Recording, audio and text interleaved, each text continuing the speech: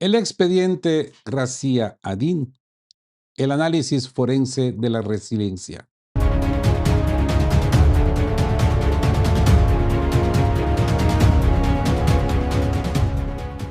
Muy buenas tardes y bienvenidos a De qué hablan Geo con Rodolfo. Amigos, entramos de absoluta emergencia en nuestra mesa de operaciones en este lunes 29 de junio de 2026 para cumplir, claro que sí, para cumplir la palabra empeñada. Si se recuerdan, en la transmisión anterior les prometí un análisis exclusivo, quirúrgico y sin censura a la intervención de cota alta que el presidente Vladimir Putin brindó al periodista Pavel Zarubin para las pantallas de Razia Adin, canal ruso número 1, en castellano, ¿no? Razia Adin. Y las declaraciones del mandatario, amigos de que hablan Geo, rompen por completo los analgésicos de Pronter que la corporación mediática de Occidente pues intenta inyectar en la interweb. Amigos, mientras Reuters y los laboratorios transatlánticos editan titulares simulando un colapso sistémico sin remedio, y muchos blogueros por ahí recopilando esta información y distribuyéndola como que sí es verdadera, bueno, problema suyo de no revisar, ¿no? El Kremlin pone sobre el arenero la realidad de los inventarios y la física de la guerra de desgaste. Así pues, amigos, que vamos a pasar el bisturí clínico sobre el reconocimiento fáctico de las tensiones logísticas de combustible en las regiones, en Rusia, el pulso por la soberanía de Crimea y, de forma contundente, el desglose milimétrico de la denominada venganza de Kursk. Sí, para sorpresa de todos. Kursk en el plato, otra vez. El mando ruso demuestra que no opera bajo los impulsos viscerales o el hígado neocon de Occidente, que está siempre obsesionado con el espectáculo de las relaciones públicas y la foto instantánea, ¿no? Costumbres del Goblin Verde, ¿no? Moscú responde con la fría y pesada planificación de un ajedrez estratégico donde cada pieza se mueve con un cálculo devastador a largo plazo, no solo por funciones electorales, como ya saben quién, ¿no? Así pues que exponemos los ángulos crudos del subsuelo para que la comunidad de que hablan Geo, de este búnker, extraiga su propio dictamen forense. Y bueno, dicho esto, iniciamos la perforación de datos de inmediato. Y empezamos con el reconocimiento de Putin, ¿sí? Y el fraude de la operación de la información. Amigos, ingresamos al primer cuadrante vivo de la opinión de alta frecuencia, donde los datos puros prohíben las lecturas baratas de oficina. En su cara a cara, T a T con Pavel Zarubin, el presidente ruso ha abordado de forma directa la crisis de los carburantes. ¿Ok? Hoy, amigos, van a obtener ustedes las respuestas de esas preguntas que tienen por ahí causadas por los medios occidentales y que lamentablemente ciertos blogueros que considerábamos neutrales o no bias, pues han caído en la trampa y están desparramando esta información. Pues el presidente Vladimir Putin, reconociendo sin rodeos que los ataques asimétricos contra las refinerías e instalaciones industriales pues están generando problemas y escasez temporal, repito, temporal, en diversas regiones del país. Sin embargo, el diagnóstico técnico del Kremlin destruye el decorado de catástrofe que pregona la Matrix, dígase Reuters y compañía. Putin ha sido categórico. Las deficiencias no son críticas, ¿ok? No son críticas porque el chasis de la infraestructura económica opera con un margen sustancial de resiliencia y los nudos dañados se están restaurando a un ritmo acelerado. Esto de que todo se restaura a un ritmo acelerado, incluso Bloomberg ha tenido que admitirlo. Y no en un artículo de ellos, en varios, Bloomberg admite esto. Las reparaciones son rápidas, son prontas. La física de la respuesta estatal frente al asedio se articula en tres directrices de acero que la simulación occidental oculta en sus pantallas. La primera tarea obligatoria en la mesa de operaciones es la expansión masiva e industrial de los sistemas de defensa aérea de mayor demanda. O sea, Rusia se pone a la defensiva con la cuestión de los ataques de los drones y misiles, podríamos decir. Se pone a la defensiva. Vectores que deben ser optimizados continuamente para neutralizar los nuevos drones de tecnología avanzada que la Unión Europea suministra al frente. ¿Ok? Putin no ha dicho drones ucranianos, no. Drones que programa la Unión Europea, que suministra al frente. La segunda, amigos, es el blindaje definitivo del suministro mediante el acortamiento de los ciclos de reparación y la habilitación de importaciones estratégicas. Pero presten atención al pliego específico sobre Crimea y Sebastopol. El mandatario desvela que la península arrastra un requerimiento mensual de 70,000 toneladas de combustible. Y aunque las reservas actuales se han visto reducidas a un piso de pocos días, la orden es asegurar de forma incondicional la demanda, incrementando el flujo continuo a través de las rutas terrestres y marítimas. Así pues, la contrainteligencia de este búnker detecta el núcleo del mensaje presidencial. Los ataques de Kiev contra objetivos civiles no obedecen a una lógica militar en el aranero real, sino que constituyen una operación de información planificada por agencias externas. El propósito del imperio es sembrar incertidumbre en la población, como lo hemos venido diciendo acá ya de un buen tiempo atrás, ¿no?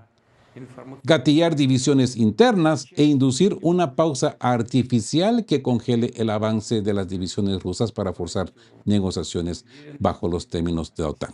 Ya de esto vamos a hablar más adelante porque Putin lo trae al plato otra vez. Pero el dictamen de Moscú no es, pues, podríamos decir, es lapidario. No se les dará esa oportunidad porque estas incursiones terroristas de retaguardia tienen un rendimiento del 0% y carecen de cualquier impacto fáctico en la línea de contacto. Y es que es cierto, la línea de contacto no está en la retaguardia de Rusia, la línea de contacto está ya casi comiendo más del 25% del territorio ucraniano. Ustedes deduzcan la respuesta, ¿no? Mientras los frontes extranjeros celebran blips de oficina, el barro militar en el frente sigue su curso destructivo. ¿Qué opinan, amigos? A esta primera respuesta de la primera pregunta de Zarubin a el presidente Vladimir Putin. La pregunta número 2 se refiere a las propuestas secretas de Kiev y el fraude del rescate logístico. A ver, amigos, pasamos revisión forense a la segunda pregunta de esta intervención exclusiva. Conectando los cables de la diplomacia de trinchera. En su careo con Zarubin, el presidente ruso ha confirmado que los contactos con el otro lado continúan activos a través de múltiples canales subterráneos, canales de bajo de agua. Pero lo verdaderamente demoledor son los contornos de las nuevas propuestas clandestinas enviadas por Kiev. Y ya verán ustedes por qué. Ante el colapso material de sus polvorines y la quiebra de sus líneas, el régimen de Zelensky, o mejor dicho, el colectivo occidental y Zelensky, ha puesto sobre la mesa dos ofertas absolutamente desesperadas. La primera, un pacto para detener mutuamente los ataques de largo alcance en la retaguardia profunda de ambos territorios. ¿Se dan cuenta? Ataques de retaguardia profunda de ambos territorios. La física detrás de este ruego es obvia para cualquiera que limpie el sarro de la propaganda. Los contraataques de represalia de Moscú contra el chasis logístico, las subestaciones eléctricas y las bases petroleras de Ukrainushka son infinitamente más destructivos, efectivos y devastadores. Es exactamente lo que hemos venido diciendo en este plato, en esta mesa. La diferencia es de que ahora el presidente lo confirma, ¿no? dejando a Bankova al borde de la parálisis sistémica. Pero eso no es nada. ¿Ok? Esto impresiona, ¿no? Que tengan la valentía de pedir algo así, de esa índole. Presten atención a la segunda propuesta, porque aquí es donde se desborda la desesperación de oficina de la OTAN. Kiev ha sugerido limitar de forma fáctica las operaciones militares única y exclusivamente a los territorios de las 4 nuevas regiones rusas: Donetsk, Lugansk, Zaporilla y Gerson. Así pues, congelando las hostilidades en el resto de la geografía. Estos tíos son increíbles, ¿eh? Un análisis forense del mapa nos revela la trampa material. Dígase, si Rusia aceptara este gambito, le permitiría a las Fuerzas Armadas ucranianas retirar de forma segura miles de efectivos apostados en Mykolaiv, Dnipro, Kharkov y Sumy y los demás custodios de las fronteras estatales, dígase el norte, ¿no? Frontera con Bielorrusia, para utilizarlos como refuerzo de emergencia en las zonas de colapso, que son todas, ¿no? Todas están colapsando. Y es que es ante una escasez terminal de mano de obra donde ya no tienen de dónde reclutar. Buscan desesperadamente, un salvavidas fiduciario. Pero el dictamen del presidente de Putin es de acero. Rescatar al régimen de Kiev no forma parte de los planes de la Federación Rusa. Así de sencillo. A quemarropa. El mando militar analiza cada pliego con atención. Pero la orden en el arenero real sigue su curso indomable. Moscú sabe perfectamente que el enemigo intentará ejecutar ataques de desvío sorpresa y operaciones de distracción con fuerzas especiales para ralentizar la marcha. Pero el objetivo principal permanece blindado: la liberación final de Donbass y, por cierto, dijo Novorossiya. Hemos escuchado esta expresión de parte de Lavrov, Peskov, incluso de Medvedev. Putin no la utiliza mucho, pero ya después de que vemos que el proyecto Sueño de Alaska ha caído, ahora él ya menciona también Novorossiya. Amigos, saquen sus propias conclusiones. Y bueno, entramos a la parte de guerra de Putin y el colapso histórico del frente. Así pues, cruzamos de inmediato los cables de contrainteligencia hacia el núcleo militar de la entrevista, donde la realidad material de la geografía destruye pues las pantallas de oficina de la OTAN. En su desglose ante Pavel Starubin, el presidente Vladimir Putin ha ejecutado un inventario clínico del norte a sur sobre la línea de contacto fáctico, aportando cifras, interesante, aportando cifras y distancias exactas que demuestran la velocidad de la picadora de carne rusa. Iniciando en el cuadrante norte con la agrupación de fuerzas del norte, el mandatario ratifica que el régimen de Kiev pagará, poned atención, pagará su incursión criminal en el Kursk, perdiendo el suelo necesario para consolidar la zona de seguridad fronteriza. Para los que habían pensado que ya Kursk había quedado en el olvido, y los rusos ya se habían conformado con solamente esa cabeza de entrada que tienen, pues no, nos hemos equivocado. Las vanguardias rusas están operando activamente a escasos 10,5 kilómetros de la ciudad de Sumy, un centro administrativo regional que arrastra a más de 30.000 edificios, por decirlo así. Moscú no persigue planes políticos de anexión ahí. Sigue estrictamente las recomendaciones del Estado Mayor, mientras sus tropas avanzan, pues, como podemos ver, a un ritmo acelerado. Al desplazar el bisturí hacia la agrupación del oeste, el chasis de Kupiansk revela el fraude de las fotos propagandísticas de Kiev. Las fuerzas rusas se encuentran ya posicionadas a una distancia de entre 2,5 y 4,5 kilómetros de las afueras occidentales de la ciudad. O sea, ya no dentro de la ciudad, sino que ya afuera de la ciudad.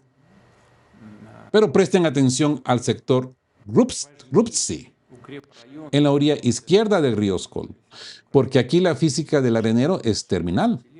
Una fuerza mixta ucraniana de aproximadamente 5.000 efectivos ha quedado completamente atrapada y clavada contra el agua. Hablamos de ello en su momento, ¿no? Presionada por el primer ejército de tanques desde el norte, la tercera división desde el este y la 144ª división desde el sur. Toda el área se encuentra bajo estricto control de fuego ruso y restan solo unos 2 kilómetros para consumar el cerco absoluto, que replicará la destrucción total sufrida previamente en Kupiansk-Uslovoye. Inmediatamente al lado de Krasny Liman, un nudo logístico y ferroviario clave de la República Popular de Donetsk que alberga cerca de 11.000 edificios, la liberación ya roza casi el 100%. De 11.000 edificios, amigos, quedan solamente 149 estructuras por recuperar del control ucraniano. El derrumbe se extiende de forma sísmica sobre la línea fortificada estratégica que la OTAN diseñó durante casi 10 años en la aglomeración de Sloviansk, Kramatorsk, Trushovka y Alexeyevo-Trushovka. Y, por supuesto, Konstantinovka. Bajo la responsabilidad de las agrupaciones Sur y Centro, el tercer ejército de la agrupación Sur ha irrumpido con éxito en Nikolaevka, fijando la distancia hacia Slaviansk en escasos 8 o 9 kilómetros mediante avances diarios de 15 ejes de ataque. Por su parte, dice el presidente, la agrupación Centro ha pulverizado de un hachazo una línea de 3 niveles de fortificaciones de ingeniería de 400 metros de profundidad en 4 sectores clave. Amigos, el colapso es definitivo en el sector de Drovopole, donde las unidades rusas rompieron barreras consideradas inexpugnables. Entraron en el asentamiento de Agnovka y tocaron las afueras de la propia Drovopole. Al norte de este punto, pues, Ucrania carece materialmente de líneas defensivas preparadas. Y las tropas en retirada intentan improvisar puntos fuertes locales a tan solo 35 kilómetros de la frontera estatal. Amigos, bien, para remachar el mapa, Putin detalla que en Konstantinovka, el bastión defensivo estratégico, el 96% de la ciudad ya se encuentra bajo control total ruso, mientras la cuarta brigada ejecuta operaciones de limpieza interna.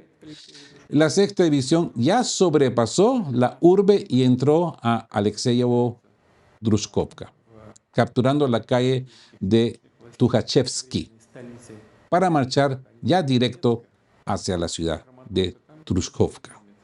Un asentamiento más de unas 12.000 casas, pues la matemática material no miente.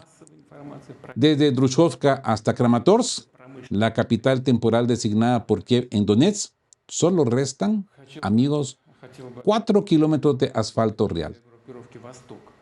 Así pues, desprovistos de fortificaciones significativas, lo que ha obligado a Ucrania a iniciar la evacuación apresurada de sus empresas industriales. El cierre del arenero lo firman la agrupación del Este, bajo el mando del coronel general Andrei Ivanayev, avanzando en un frente amplio en la región de Zaporilla a una velocidad de entre 1 y 1,3 kilómetros diarios, a pesar de los refuerzos ucranianos y la agrupación de Dnieper, que opera con éxito hacia Orejov y las orillas del embalse de Kajovka. Los datos de los inventarios y las distancias físicas pues han dictado su veredicto, dicho expresamente por el presidente Vladimir Putin. Ahora bien, el fraude de la innovación. y la trampa lógica de la Matrix. Pasamos revisión estricta a la cuarta pregunta de esta intervención exclusiva, desnudando el cinismo de los despachos fiduciarios de Bruselas. Ante las rimbombantes declaraciones de los líderes de la Unión Europea, quienes han salido a aplaudir en coro lo que denominan el uso innovador de drones, son tan contentos con los logros de los drones y los supuestos éxitos de Ucrania en la liberación de territorios. Ya Putin va a llegar a esto. El mandatario ruso ha respondido con un hachazo de sarcasmo forense que desarma el decorado de oficina. Putin pone el dedo en la llaga material, amigos, y pregunta de forma directa si el pavoroso ataque contra la residencia estudiantil en Starobelsk también califica como un uso innovador digno de la bienvenida occidental. Sobre ese terrorismo civil, las pantallas de la Matrix guardan un silencio sepulcral. Unión Europea, Estados Unidos incluido. Absoluto silencio. La geografía del frente desmiente categóricamente los mapas de papel de la OTAN. Al auditar las afirmaciones europeas sobre supuestas liberaciones de suelo, el presidente Vladimir Putin es tajante. En el arenero real no existen tales desarrollos. Lo único fáctico son incursiones esporádicas de pequeños grupos de sabotaje y reconocimiento que se infiltran en la zona gris, a veces portando inclusive uniformes rusos para camuflar su asfixia, pero que terminan siendo eliminados con rapidez quirúrgica por la física del combate. La contrainteligencia de este búnker detecta la quiebra lógica en las pizarras de la Matrix transatlántica. Oficialmente, las élites occidentales mantienen intacto su objetivo de infligir una derrota estratégica a Rusia. Pero aquí es donde el chasis de su propaganda se fractura. Amigos, si Ucrania realmente estuviera avanzando, capturando territorio y ganando la guerra como gritan en el teletipo europeo, ¿por qué entonces los líderes occidentales piden con urgencia desesperada un alto al fuego y le ruegan por sentarse a negociar? Es que si estuvieran ganando, solo tendrían que esperar sentados a que la derrota rusa cayera por su propio peso. ¿Sí o no? Pregunto nomás. Pues que esperen entonces. Mientras los laboratorios extranjeros sigan atrapados en su propia realidad artificial de oficina, pues el dictamen de Moscú, como podemos ver, es inmutable. Las divisiones rusas seguirán ejecutando su trabajo en el barro real, con el tonelaje industrial y la fuerza de cañones, amigos, hasta cumplir milimétricamente cada uno de los objetivos de la operación militar especial. ¿Qué opinan? Los invito a que saquen sus propias conclusiones. Y esto, amigos de Que Habla Geo, pues es el diagnóstico clínico quirúrgico inapelable que nos arroja este documento histórico en el inicio de la semana. Amigos, las ficciones mediáticas de Bruselas sobre el uso innovador de drones y los relatos de oficina se desintegran por completo cuando chocan contra la implacable física de la geografía del frente. Los números cantan en la pizarra del búnker. Un cerco inminente de 5.000 efectivos en Ruptsi. Las vanguardias rusas a solo 10 kilómetros de Sumy, 96% de Konstantinovka recuperado y la aglomeración defensiva de Druzhkovka a solo 4 kilómetros de quedar expuesta sin fortificaciones. El gambito kamikaze de la OTAN pretendía desviar la atención con la incursión en Kursk, pero el ajedrez estratégico de Moscú les está cobrando cada centímetro con el chasis de la seguridad fronteriza. No sostiene un ejército con súplicas clandestinas de alto al fuego en los pasillos diplomáticos. Solo digo. Amigos, una vez más les pido que apoyen a De Que Hablan Geo con su me gusta, machaquen ese botón de me gusta si les ha parecido este corto análisis de, pues, ¿cómo llamarle? súper entrevista de Vladimir Putin. Las cosas que ha dicho son muy interesantes, en mi opinión. Ustedes déjenme saber qué opinan. No se olviden de compartir este reportaje, este análisis informativo, y pues compartan este video y los leo en comentarios. ¿Lograrán los laboratorios occidentales procesar la trampa lógica en la que se han metido? ¿O esperarán sentaditos a que la realidad material termine de disolver las líneas remanentes de la OTAN en el Donbass? ¿Qué opinan? Queridos todos, estén juntos, fuertes, siempre buscando por la verdad, y sean justos. Quedamos guape. Chao, chao. Queremos recordarles que este espacio tiene un fin estrictamente educativo e informativo, basado en fuentes verificadas para fomentar una comprensión profunda de los hechos globales.